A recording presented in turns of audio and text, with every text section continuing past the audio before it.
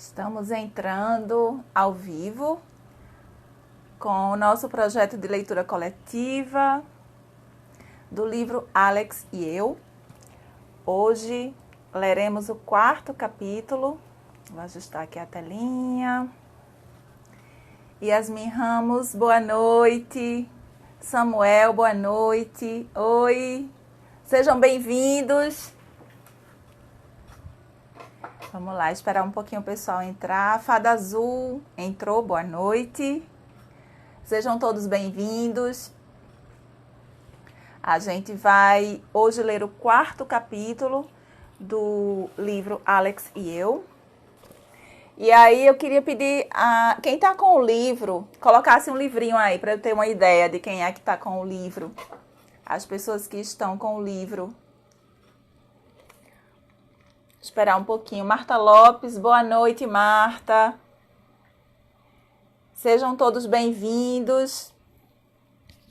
Quem está com o livrinho em mãos, quem está com o livro em mãos, aí coloca um livrinho aí, só para eu ter uma ideia. Quem é que tem o livro? E Pati, boa noite, seja bem-vinda. Flávia Meira. Vamos esperar um pouquinho o pessoal entrar para a gente começar, né? Boa noite, Flávia. Então, segunda-feira, como é que vocês estão nesse início de semana? Por aqui tá tudo caminhando. Hoje é dia dos comerciários, né? Parabéns aos comerciários, parabéns aos médicos. Hoje é dia dos comerciários e dos médicos. Então, estão de parabéns. 2 categorias super importantes, né? Na nossa sociedade. O capítulo 3 foi legal porque deu tempo, né? De a gente conversar um pouquinho no final da leitura. E aí, espero que hoje também a gente consiga conversar um pouquinho sobre a leitura do dia. O capítulo 2 é que foi bem corrido, ele foi um capítulo maior, mas eu acho que hoje está mais tranquilo para a gente conversar no final, trocar umas ideias. Então, só uma retrospectivazinha, né? No capítulo 1, a gente leu sobre a repercussão do trabalho, né? O reconhecimento. Oi, Doraci, boa noite! No capítulo 1, a gente leu sobre, né, é um capítulo triste, né, mas bem denso, mas, assim, uma coisa importante a se destacar dele é a repercussão do trabalho, né, de Irene, da cientista, o trabalho que ela desenvolveu com o Alex, com o papagaio do Congo.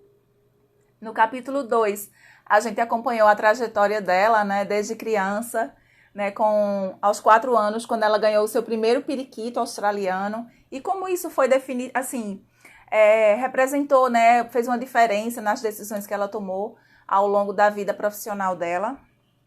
E capítulo 3 foi o início do trabalho, né, as primeiras conquistas que ela foi conseguindo com o Alex, os progressos, né, na pesquisa dela, no início da pesquisa dela. E hoje a gente vai para o capítulo 8. Criatório Yeshua, periquitos, boa noite. O capítulo de hoje vai ser joia, Doraci disse. Que massa, Doraci. Vai ser muito bom. Eu amo esse título, né, do capítulo de hoje. É bem interessante. O título do capítulo nosso que a gente vai ler hoje é Alex e Eu, os vagabundos. Bem legal. E aí, vamos lá então, né? Pronto, gente. Eu acho que a gente já pode começar, né? No final eu falo um pouquinho sobre o cronograma, só confirmando que amanhã, nesse mesmo horário, às 20 horas, a gente vai ter a leitura do capítulo 5, tá? Aí a gente chega na metade do nosso projeto. E aí a gente vai conversando, tá? Porque esse projeto vai render bons frutos. Eu acho que eu já tenho opções de leitura para a gente prosseguir com o projeto. E depois a gente vai falando sobre isso, né? A gente ainda está chegando na metade desse agora. Então, vamos lá, né? Eu só lembrar também que eu deixei uma contagem regressiva para o capítulo de amanhã. Eu esqueci de colocar a de hoje, mas a de amanhã eu já deixei para não esquecer, tá? Aí tá nos stories, quem quiser ativar o lembrete de contagem regressiva, ativa para não esquecer. Se bem que eu sempre entro um pouquinho antes lembrando, mas enfim, né? Eu acho que é uma ferramenta legal para a gente colocar.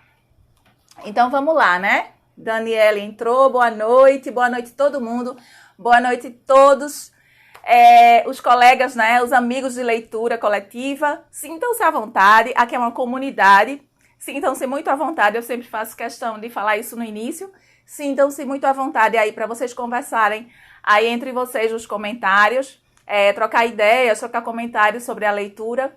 Eu, vez ou outra, participo, mas como eu vou estar muito focada aqui na leitura, eu não vou poder acompanhar todos os comentários. Eventualmente eu acompanho um ou outro, mas fiquem muito à vontade para conversar aí entre vocês, fazer amizade, trocar ideias, isso é muito legal.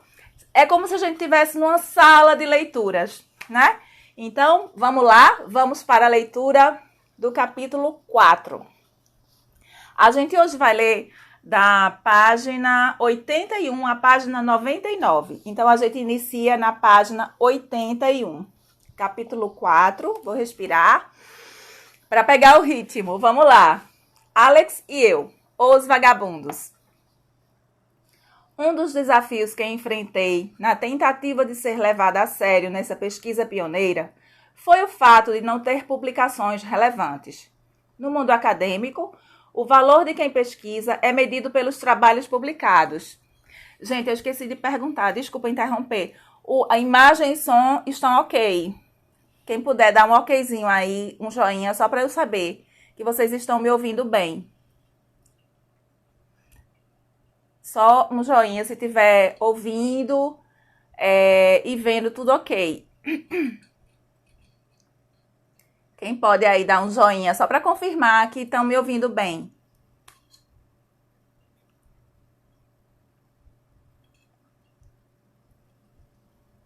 Eu acho que tá, né? Senão teriam falado também, né? Então, vamos lá, né, gente? Joia, Doraci, obrigada. Fada azul, sim, ok. Então, vamos em frente, gente. Vou recomeçar, tá? Um dos desafios que enfrentei na tentativa de ser levada a sério nessa pesquisa pioneira foi o fato de não ter publicações relevantes. No mundo acadêmico, o valor de quem pesquisa é medido pelos trabalhos publicados. Eu tinha diversos em química, mas obviamente não contavam. No início de 1979, já dispunha de um bom material sobre o progresso de Alex, com o uso dos sons identificadores, e decidi submeter um pequeno trabalho ao Science, um jornal americano. É uma publicação muito respeitada e, portanto, eu estava pensando alto. Mas por que não? Alguns dos primeiros trabalhos sobre a comunicação entre macacos e homens, da Gardners, David Premack e outros, tinham sido publicados nesse jornal ali pelo final dos anos 60 e início dos anos 70. Por que não fazer o mesmo com o primeiro trabalho sobre um papagaio? No início de maio, enviei o trabalho pelo correio. Deve ter ficado na mesa do editor não mais que alguns segundos, porque retornou imediatamente com um bilhete curto que dizia que não era um trabalho de interesse significativo. Ai, gente. Sem nenhum comentário, sem nenhuma sugestão. Obviamente, sequer olharam, já que voltou de imediato. Passei o dia inteiro trabalhando na revisão, dando telefonemas e me aborrecendo. Escrevi no meu diário em 23 de maio. E também anotei que uma aluna, Gabriela, estava trabalhando as formas com Alex. Pobre pássaro, ele está realmente tentando. Se Alex não desistia, eu também não desistiria. A revisão era para a revista Nature, a publicação inglesa correspondente ao Science. Na verdade, são dois jornais rivais, que nem sempre concordam a respeito de temas e de política. No meu caso, porém, uniram-se. O meu trabalho voltou voando, sem ter passado por um julgamento, outra vez rejeitado. Eu me senti um lixo. Gente, que triste, né? Que absurdo isso. E aparentemente Alex também, embora talvez por outras razões. Alex, merda total. Escrevi no meu diário. Não consegui identificar as cores. Tudo é rosa, verde e azul. Não existem. Nem conseguimos testá-lo. Que droga! Fora apenas um dia ruim. Logo ele voltou a progredir. Alex era então capaz de identificar os objetos que o treináramos para reconhecer. como papel, madeira, couro e chave, e já identificado um grupo limitado de cores. Demonstrava mais interesse pelos objetos que pelas cores, talvez porque todas as cores tivessem o mesmo gosto, enquanto os diferentes objetos apresentavam diferentes gostos e texturas. Faz sentido, né, gente? Mas poderia identificar e nomear corretamente uma nova combinação de objeto e cor. Uma chave azul, por exemplo, considerando que as chaves que conhecera eram verdes, ou objetos azuis que não fossem chaves. Em linguística, esse tipo de habilidade é conhecido como segmentação, ou seja, a capacidade de tirar peças de duas frases, separá-las e reuni-las de maneira adequada. Primeiro, tentei levar a tarefa com os velhos pregadores de roupa de madeira, que na Inglaterra são chamados de pinos de roupa. Ele adorou mastigá-los. Nós os chamávamos de pino de madeira, nome que logo aprendeu. Depois, dei-lhe um pregador verde, algo que até então ele não tinha visto, e perguntei: o que é isso? Olhou para o pregador, visivelmente intrigado, e se pôs algumas vezes de cabeça empinada, como sempre fazia em presença de novos objetos. Em seguida, olhou-me e disse: verde, madeira, pino de madeira. Ai, gente, eu me arrepio. A frase toda. Não a tínhamos modelado e, portanto, era surpreendente. Claro que a resposta perfeita seria pino de madeira verde. Mas o que ele disse sugeria que sabia que tinha que juntar as palavras de alguma forma, mesmo que não estivesse seguro de como fazer. Quando modelamos a resposta correta para ele, aprendeu-a de imediato. Tratava-se de um começo maravilhoso, de algo que, em termos linguísticos, era muito complexo para um animal com o cérebro do tamanho de uma noz, realmente estimulante. Mais estimulante ainda foi uma carta que recebi no dia 10 de julho. Tive ótimas notícias do NSF, escrevi no meu diário. Parece que terei financiamento para 1 ano. Depois das fracassadas tentativas junto ao National Institute of Mental Health, soube por alguns colegas que a National Science Foundation talvez pudesse se mostrar mais interessada em minha pesquisa. Segui o conselho e submeti uma proposta a este órgão no início de 1979 e tive êxito. Eu estava excitadíssima, tão empolgada que comecei a correr pela sala, gritando e batendo palmas. O pobre Alex não fazia ideia do que estava acontecendo, é claro, e ficou horrorizado com o meu comportamento selvagem. Está tudo bem, Alex, eu disse. Não tenha medo, teremos um financiamento, ficaremos bem. Ele não pareceu muito convencido. O bichinho deve ter se assustado, né? Mas com certeza tinha que comemorar. Minhas primeiras lutas para obter fundos e publicar ocorreram simultaneamente a uma crescente controvérsia no campo da comunicação entre macacos e humanos. Questionava-se quanto à legitimidade disso. Alguns líderes no campo, o casal Gardner, David Primack, Roger Fultz, Duane Rumbaugh e Sue Savage, Lynn Mills e Penny Patterson, tinham empregado uma variedade de métodos para comunicar-se com os símios. Sinal manual em alguns casos e símbolos arbitrários em outros. Os macacos pareciam ter demonstrado progressos significativos, não só na identificação de objetos, mas também na criação de novas frases. A chimpanzé, que era conhecida como Washoe, por exemplo, aos cuidados de Roger Fultz, aparentemente cunhara a frase pássaro de água na primeira vez que vira um cisne. Coco, a gorila, objeto de pesquisa de Penny Patterson, aparentemente descrevera uma zebra como tigre branco. Olha, gente, o raciocínio, a associação, né? Isso é incrível. Isso é uma prova cabal. Tais esforços estavam atraindo a atenção pública. Os programas da série Nova faziam parte disso. Artigos em revistas e jornais também proliferavam. Os linguistas, no entanto, expressavam um desconforto crescente quanto aos argumentos de que os animais tinham demonstrado uma facilidade rudimentar para a linguagem. Nossa, gente, é aquela mania, né, que o ser humano tem de achar que ele é o animal superior, o animal o único que detém inteligência. Lê do engano, né? Mas vamos lá, é só um parênteses. O assunto linguagem sempre foi um tópico polêmico no campo científico e emocional, tanto para alguns cientistas como para os leigos. Há muito tempo que a linguagem falada é tida como sacrossanta e exclusiva dos seres humanos, isto é, como uma característica que nos separa, humanos, deles, todas as outras criaturas.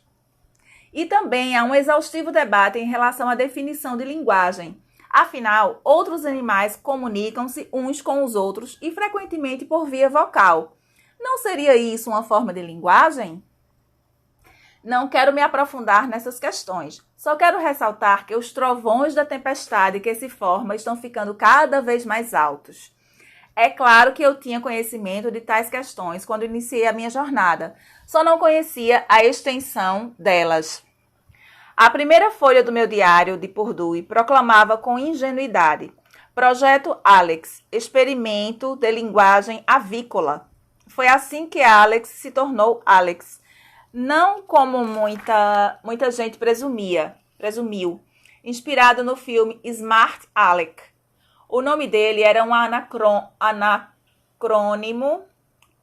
anacrônimo do ponto aonde minha pesquisa queria chegar. Literalmente planejava desenvolver a comunicação entre papagaios e humanos por meio de sons identificadores, como já fora feito com macacos.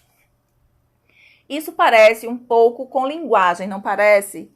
E era como os pesquisadores dos macacos vinham expressando os seus alvos e suas realizações. Era natural que seguisse os passos deles. A crítica, no entanto, começou a repercutir, tornando-se cada vez mais estridente. A linguagem dos macacos teria alguma coisa a ver com linguagem? Talvez os pesquisadores estivessem simplesmente se iludindo, ou coisa pior. Isto ficava subentendido. Notei rapidamente que não seria sensato adotar os termos usados pelo pessoal da linguagem dos macacos. Isso poderia me desviar do meu principal objetivo.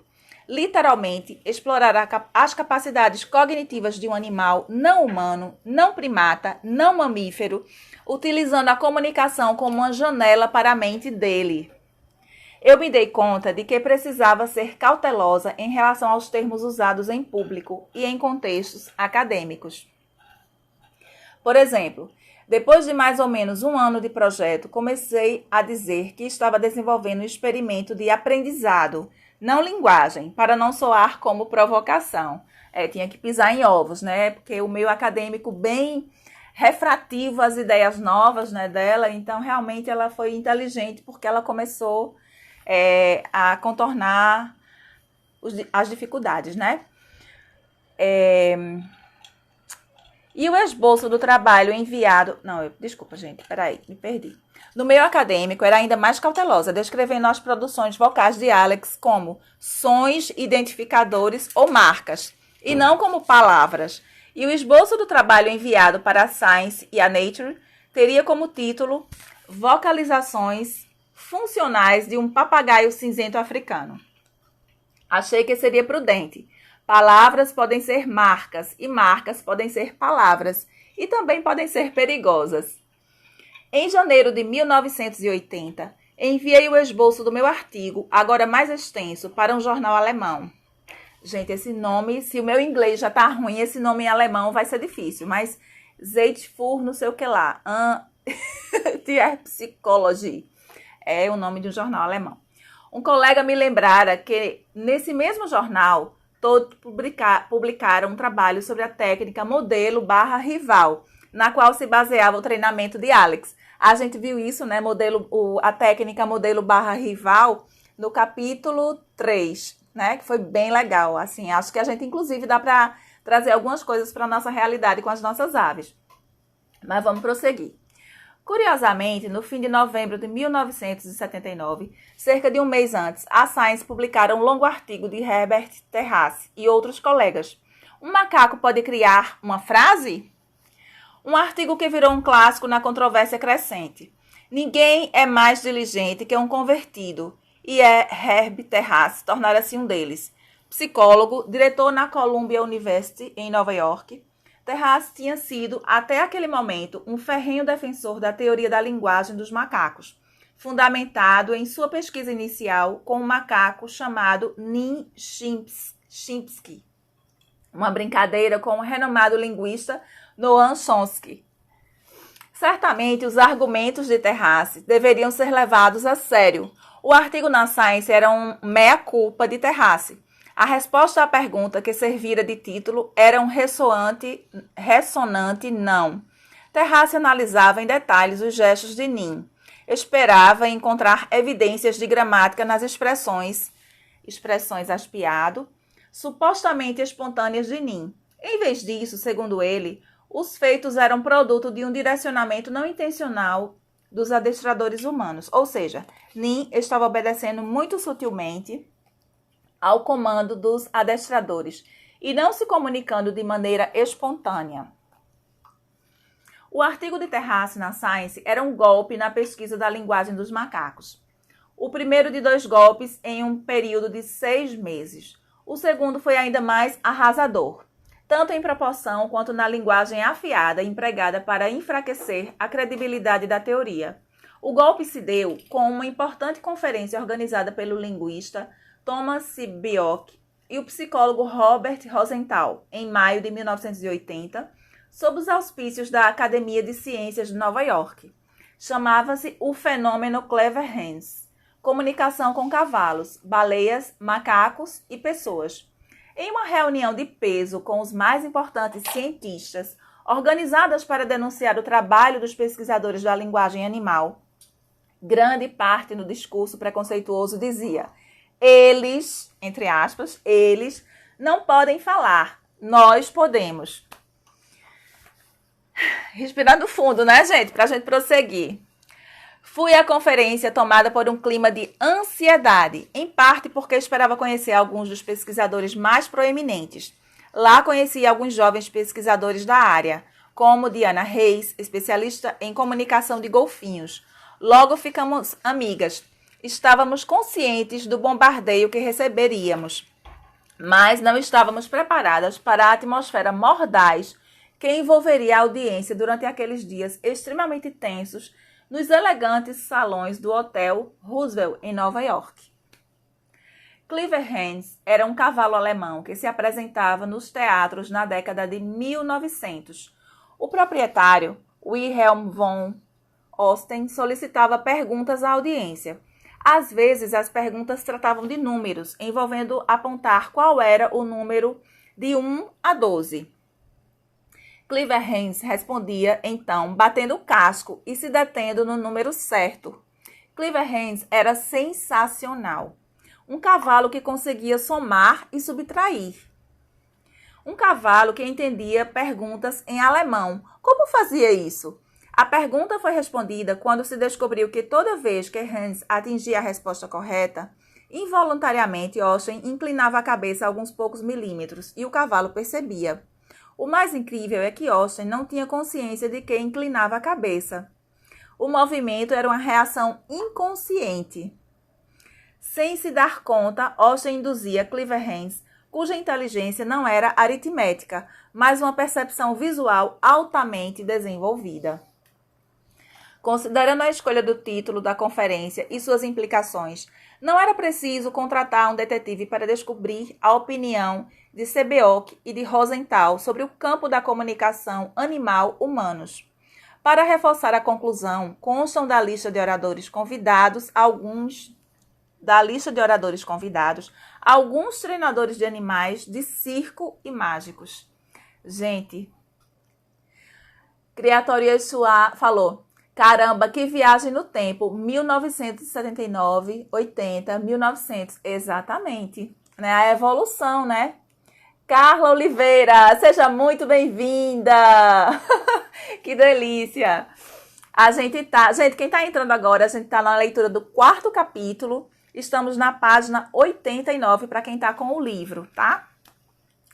Então, aí a galera chamou treinadores de animais de circo e mágicos, né? A gente já sabe o objetivo qual era, né? Descaracterizar a pesquisa dela, enfim. Mas prossigamos. É o último parágrafo agora da página 89. Antes da conferência, Sibioc e sua esposa, Jean Umiker Sibioc, fizeram circular um manuscrito no qual sugeriam que os pesquisadores da linguagem dos macacos estavam envolvidos em uma rudimentar exibição circense. Nicholas Wade, um repórter da Science, escreveu depois: é surpreendente que nenhum dos pesquisadores da linguagem dos macacos tenham sequer cogitado em enfrentar aquela arena de leões. Na verdade, a maioria não enfrentou. Somente Duane Rumbaugh e Sui Savage apresentaram-se como oradores. Diana e eu ficamos sentadas de boca fechada, no sentido figurado, se não literal, enquanto os ícones acadêmicos se digladiavam. Crítica ofensiva foi como Sui Savage descreveu o golpe do casal Sibioc, repleta de erros, tanto técnicos quanto lógicos.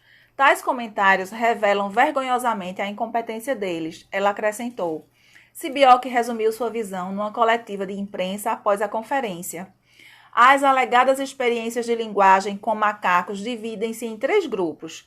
1, o da fraude. 2, o da autoilusão. 3, o conduzido por Herbert Terrace. Uau, eu sabia que a ciência podia ser competitiva, mas aquilo... Eis o que Diana escreveu no relatório para o departamento dela. Se os cientistas não conseguem comunicar-se entre si, muito menos com os animais. Aplausos. Maravilhoso comentário, maravilhosa observação. Olhando retroativamente, entendo por que os editores, tanto da Science como da Nature, nem se deram ao trabalho de ler direito o meu manuscrito. Eles sabiam das escoriações acadêmicas que estavam por vir. Ainda bem que consegui o financiamento da NSF antes da bomba estourar, eu pensei. Ainda bem que o meu novo manuscrito está nas mãos dos editores de um jornal que vê méritos nas questões relacionadas ao pensamento animal e sabe valorizar nossos métodos. Ainda abismada, retornei para Purdue, depois da conferência. Entrei no laboratório e, ao me aproximar da cortina que delimitava a área de Alex, ouvi a já familiar saudação. Vem cá! Que legal! Vem cá! Abri a cortina e lá estava ele esperando por mim. Depois acrescentou algo que começava a dizer de vez em quando. Eu te amo. Olha, gente, que lindo. Que aprendera com os alunos. Fui até a gaiola e o vi empoleirado no topo, demonstrando excitação pelo meu retorno. Delicadamente, ele ergueu as asas e o pé e lhe ofereci a mão para pousar. Onde é que fomos nos meter, amigão? Ele não pareceu interessado e, feliz, começou a se catar. Claro que a essa altura já tínhamos desenvolvido um certo grau de intimidade. Passávamos quase 8 horas por dia juntos, mas desde o início do projeto defini que a minha abordagem profissional seria rigorosa ao treinar e testar o meu cinzento. Afinal, vinha de uma área que era conhecida por sua rigidez. Os meus dados teriam de ser incontestáveis, teriam de atingir altos padrões de credibilidade. Não poderia permitir que a emoção turvasse o meu julgamento. E também não poderia me apegar. A experiência que tive na batalha de Clever Hands me deixara ainda mais determinada a preservar uma barreira emocional entre mim e Alex, a fim de manter a credibilidade intacta, mesmo que fosse muito difícil para mim. E como era? Difícil, né, gente? Quem consegue, né? Alex e eu éramos como 2 vagabundos durante os nossos 7 anos e pouco na Purdue, mudando os nossos limitados pertences de um laboratório temporário para outro, em uma busca incansável por um espaço mais permanente. Nunca o encontramos. Havia mesmo um aspecto bíblico em nossas andanças. Lidamos com mais de uma inundação no laboratório, o que exigia que retirássemos o assustado Alex no meio da noite. E também com as pragas. As baratas eram um horror sem fim. Independentemente de onde estivéssemos, todas as salas adjacentes à nossa teriam de ser regularmente dedetizadas por causa das baratas. Mas não podíamos fazer isso porque o Alex correria o risco de ser contaminado. O resultado é que nos tornávamos asilo de baratas refugiadas. Toda semana éramos literalmente obrigados a aspirá-las das gavetas e borrifar o chão com álcool. Colocávamos armadilhas em torno da gaiola para tentar pegá-las. Isso nem sempre funcionava e às vezes havia baratas na água de Alex quando chegávamos de manhã. Ele as odiava tanto quanto nós. A recepção da notícia do financiamento em 1979 nos proporcionou uma certa estabilidade, porque finalmente assumíamos uma posição concreta, um humilde incentivo para um ano de pesquisa. Mas o cenário já estava mudando. Comecei a apresentar nosso trabalho em encontros locais e nacionais sobre o comportamento animal. O financiamento da NSF prorrogou-se por mais um ano. Meu extenso artigo foi publicado no jornal alemão no início de 1981. A reação entre os meus pares, devo dizer, foi de indiferença. Mas o fato é que detonou o início do reconhecimento público. Primeiro na revista Omni, depois uma notinha no New York Times, seguida por uma matéria no popular jornal Science 82. E o canal de televisão local também ofereceu um espaço para Alex. No departamento, algumas pessoas demonstraram interesse em apoiar abertamente nossas ideias e nosso trabalho revolucionário. Se bem que surgiram outras vozes mais ou menos detratoras. Criatório Yeshua falou, kkk, ai como me identifico, aqui são as lagartixas. Muito bom. Aqui em casa são as baratas. A gente tem uma luta travada contra elas, é complicado. Porque aqui no bairro onde eu moro tem muita barata, então, enfim, né? Mas vamos prosseguir. Ainda que com obstáculos à frente, estávamos na direção certa. Juntos, Alex e eu mostraríamos o que de fato significava ter um cérebro de passarinho. Já tínhamos demonstrado que Alex era capaz de marcar e identificar corretamente objetos, o que antes se achava que era incapaz de fazer. Tínhamos demonstrado que poderia marcar as cores de maneira apropriada, o que se achava impossível. E também tínhamos demonstrado que dominava o uso funcional do não, o que se achava improvável. Team Barata, Roxette fã, Team Barata. É complicado, baratinhas são bichinhos complicados. Gente, criar em apartamento é uma luta, viu? É uma luta diária, mas a gente vai na luta. Igual a Irene, a gente não desiste nunca. Vamos lá. Página 93 a gente tá. Ele também estava em vias de compreender os conceitos como de cor e forma, em um nível mais alto de cognição. Uma coisa era pedir para Alex identificar um objeto e dizer corretamente, por exemplo, chave verde ou madeira de 4 cantos.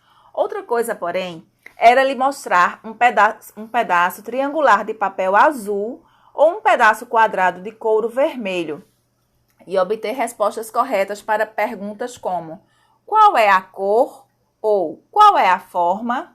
Na realidade, desistimos dos objetos de papel, porque quando ele os mastigava, a tinta vegetal ficava em seu bico e depois passava para as suas penas, seus pés, seu poleiro e, por fim, seus treinadores. Uma bagunça colorida. Para responder corretamente qual é a cor e qual é a forma, antes Alex tinha de entender os conceitos de cor e de forma, enquanto categorias que incluíam as marcas verde, azul, 3 cantos e 4 cantos, e não simplesmente marcas por si mesmas. Gente, muito complexo isso, né? Para uma... Eu já tô aqui com o meu cérebro embolando aqui as coisas. Imagina, a Alex é inteligente, mais inteligente do que muita gente, viu? Vamos lá. Ele passou nesse teste durante o 3º ano de estudo, quando, claro, achava-se que seria incapaz de fazer isso. O feito tornou-se o ingrediente para um outro artigo científico, publicado em 1983. Tudo o que achavam que Alex não poderia fazer, por ser um mero pássaro, ele tinha feito.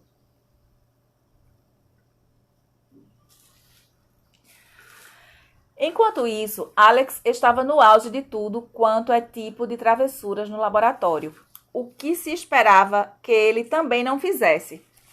Acontece que os papagaios cinzentos adoram mastigar coisas. Só os papagaios cinzentos, todos os bicos tortos, né, gente?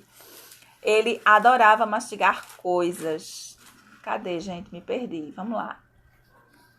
Ah, então, faz parte da natureza deles. Mas como Alex era o Alex, adorava mastigar coisas importantes, como o fio do telefone, desabilitou o telefone de 2 professores e também o meu. E os slides para palestras, que eu levava semanas preparando e ele destruía em poucos dias. É uma delícia. E muito mais. Em 1979, ele investiu contra a proposta de financiamento que eu tinha escrito para a NSF, aquela que deu o meu primeiro financiamento. Claro que a junta julgadora ficou impressionada com a proposta, mas só depois de Alex ter expressado a opinião dele. Eu tinha passado a noite anterior e a manhã inteira nos últimos retoques daquele documento de 20 páginas, datilografado, em uma máquina elétrica emprestada que abrigava grande parte das minhas esperanças. Empilhei as folhas com todo o capricho, coloquei a pilha sobre a mesa e saí para almoçar com um colega. Foi o meu erro. Na volta, encontrei quase todas as pontas da pilha totalmente mastigadas. Não consegui acreditar. Teria de datilografar tudo novamente. Que droga! Teria apenas algumas horas para fazer a fotocópia do documento e despachá-lo pelo correio. Reagi de maneira irracional, como muitas vezes os humanos reagem em tais circunstâncias, gritando estupidamente com Alex. Como é que você pôde fazer isso, Alex? Fácil, ele era um papagaio. Alex se valeu então de algo que aprendera recentemente em circunstâncias similares. Encolheu-se um pouco, olhou-me e disse: desculpa, desculpa. Ai, meu Deus, que lindo, gente. Tá vendo que ele entende o contexto, né? Entende o contexto. Isso paralisou a minha bronca. Fui até ele e me desculpei. Está tudo bem, Alex. A culpa não é sua. Como aquela reação podia acontecer? Pouco antes do incidente da mastigação do documento, Alex estava no poleiro mais alto e batíamos um papo do lado de fora. Eu estava tomando café. Ele estava se catando e emitindo uns ruídos de contentamento. Coloquei minha xícara na base do poleiro e fui até o lavabo. Quando voltei, Alex estava andando sobre o café derramado em meio aos cacos da xícara quebrada. Com medo que se ferisse, entrei em pânico e gritei: como é que pode fazer isso? Simplesmente deve ter empurrado a xícara para fora da base quando foi investigá-la, mero acidente. Mas, de qualquer forma, berrei até me dar conta de que estava sendo idiota por fazer todo aquele escândalo. Abaixei para me certificar de que ele estava bem e disse: desculpa, desculpa. Gente, que incrível. Ele aprendeu e registrou. Ele não só aprendeu a palavra, como ele registrou e compreendeu o contexto. Obviamente, aprendeu que desculpa se associava a momentos tensos, irados e potencialmente perigosos. Foi por isso que o aplicou no incidente da mastigação do documento, quando de novo gritei estupidamente com ele. Quem tinha cérebro de passarinho? Alex tornou-se mais sutil no seu uso do desculpa. Era maravilhoso no treinamento e nos testes quando queria, e um horror quando não queria. Se não estava interessado em participar, geralmente nos ignorava, alisando as penas com o bico ou dizendo: quero voltar, deixando claro que queria voltar para a gaiola. No final de março de 1980, no entanto, fez algo novo. Eu e Susan Reed, uma aluna, tentávamos realizar um teste com ele, que por sua vez mostrava-se completamente recalcitrante, recusando-se a fazer qualquer coisa. Alex não quis o teste, escrevi no meu diário. Já um pouco enfesada, provavelmente de mau humor, saí da sala, deixando transparecer o meu aborrecimento na linguagem corporal. De repente, ouvi um desculpa. Era Alex. Aprendeu melhor que nós humanos. Fazemos e nem nos desculpamos. Verdade, verdade, verdade. Era Alex. Voltei para a sala. Eu pensei, o que significa isso? Mais tarde, naquela mesma manhã, um outro aluno, Bruce Rose, estava trabalhando com Alex, brincando com uma caneca de plástico. Alex jogou-a acidentalmente no chão, sem notar que estava sendo observado por mim. E novamente disse, dessa vez para Bruce: desculpa. Fui até ele e falei: Tudo bem, Alex, está desculpado. Naquela noite, escrevi no meu diário: será que ele entende? Quer dizer, será que sentia remorso da mesma forma que eu e você sentimos quando pedimos desculpas? Ou isso teria sido simplesmente um meio de dissipar a raiva? Seja como for, era uma forma efetiva de comunicação. Depois que ficou mais velho, ele passou a dizer desculpa, com um tom de voz tão chantagista que o meu coração derretia a despeito do que tivesse acontecido. A partir do incidente da destruição dos fios dos telefones, os alunos foram instruídos a não deixar Alex sozinho no laboratório. Um perigo, né? Alex, o terror dos laboratórios. Não se tinha garantia de que ele não arranjaria encrenca, por mais que a janela de oportunidades fosse pequena. Às vezes, os alunos precisavam se ausentar por um tempo e o colocavam na gaiola. Alex não gostava disso. Depois que ele perdeu grande parte do medo que sentia de estranhos, os alunos passaram a levá-lo em saídas rápidas até o lavabo. Ele adorava, principalmente quando aparecia uma outra pessoa para quem pudesse se exibir, assoviando ou falando: quero nós, quero milho, e por aí afora. Aqueles passeios até o lavabo trouxeram uma outra coisa. Mas primeiro, devo fazer uma digressão.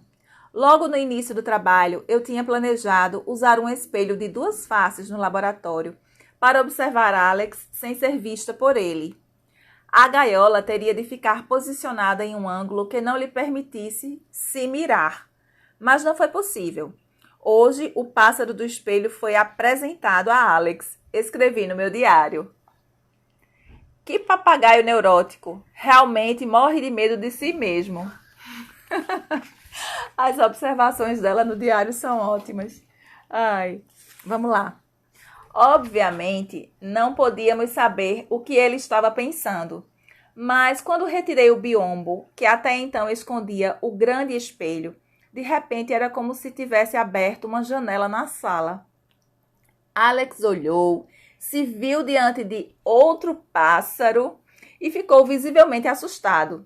Na verdade, aninhou-se no meu colo para se proteger, escrevi, o que mostra quão apavorado estava, tadinho. Do ângulo de visão em que estava, duvido que realmente pudesse fazer qualquer conexão entre ele e aquela outra criatura. Até mesmo para mim, a imagem refletida parecia uma outra sala com outro pássaro.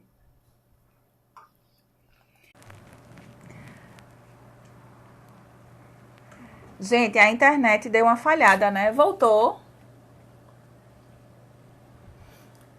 Voltou, pessoal. Quem puder dizer aí, dá um toquezinho, porque a internet aqui deu uma caidinha, mas eu acho que já voltou. Petisco entrou, seja muito bem-vindo. Gente, a internet voltou? Acho que voltou, né? A gente tá no final da leitura do capítulo 4. Acho que voltou. A gente tá no primeiro parágrafo da página 98, tá? No final do capítulo 4. Então, à medida que o tempo passava, Alex mostrava-se menos tímido com a situação. Isso foi bom porque naquele lavabo onde os alunos o levavam de vez em quando, havia um espelho enorme na pia. Alex costumava ficar andando na pia, frente ao espelho. Voltou, Petisco, obrigada. Tá travando um pouco. É a internet, gente. Vamos lá, voltou, né? Obrigada, gente, obrigada. Então, eu vou fazer o seguinte, deixa eu ver. Eu vou ler o... A gente tá na página 98, tá? Eu vou ler mais um pouquinho pra cima, onde mais ou menos travou. Alex olhou, se viu diante de outro pássaro e ficou visivelmente assustado. Na verdade, aninhou-se no meu colo para se proteger. Escrevi. O que mostra quão apavorado estava. Ai, internet. Tá assim, ó.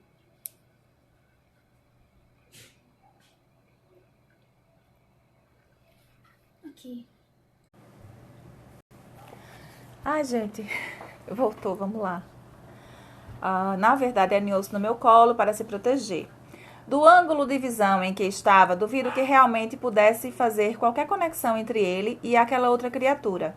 Até mesmo para mim, a imagem refletida parecia uma outra sala com outro pássaro. À medida que o tempo passava, Alex mostrava-se menos tímido com a situação. Isso foi bom porque naquele lavabo, onde os alunos o levavam de vez em quando, havia um espelho enorme na pia. Alex costumava ficar andando na pia frente ao espelho, fazendo barulho, olhando ao redor e demandando coisas. Até que, em certo dia de dezembro de 1980, quando Kate Davidson o levou até o lavabo, pela primeira vez, Alex pareceu se dar conta do espelho. Virou-se para olhar direto no espelho, esticou algumas vezes a cabeça para trás e para frente, a fim de ter uma visão completa, e disse: "O que é isso?" Ele próprio perguntou, gente, o que é isso? "É você", respondeu Kate. "Você é um papagaio." Ele olhou mais um pouco e disse: "Qual a cor?" Ai, gente, que coisa linda, genial esse papagaio. "Cinza." "Você é um papagaio cinza, Alex", disse Kate. Os dois repetiram essa mesma sequência algumas vezes. E foi assim que Alex aprendeu a cor cinza. Não sabemos o que mais Alex aprendeu do espelho naquele dia. Não sabemos que pensamentos lhe passaram pela mente quando ele se viu refletido no espelho. Mas a partir de então, os testes com aquele espelho formal tornaram-se impossíveis. Final do capítulo 4, gente. Bem interessante, né? Esses relatos das conquistas de Irene e de Alex, né? Os altos e baixos, os nãos que ela recebeu, mas ainda assim ela continuou, né? Como ela própria falou. Alex não desiste, então ela também não desistiria, né? De continuar com a pesquisa dela, de chegar a um resultado, de comprovar a inteligência das aves, a capacidade de comunicação das aves, especificamente de um papagaio do Congo, né, um papagaio cinza, né, conhecido notadamente por sua capacidade de vocalização, de fala, e ela apostou todas as fichas nele, né, e está conseguindo os progressos, está conseguindo aos poucos, né, ao longo de anos, a gente lendo assim o livro, vídeo pausado. Tá parado. Tu tens 4G no celular? Não. Não tenho.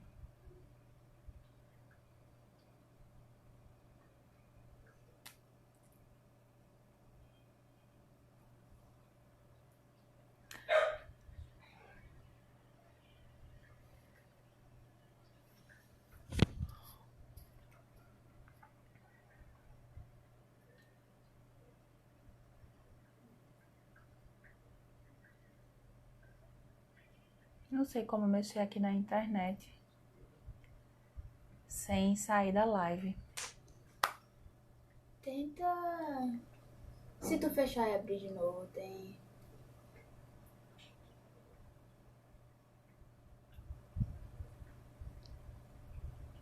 Eu tenho medo de fechar e não salvar. Tá com qual internet conectada? Essa.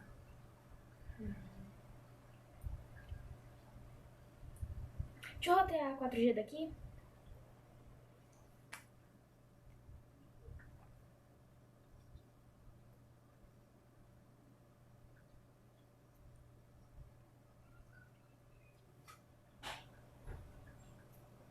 Vai na Wi-Fi.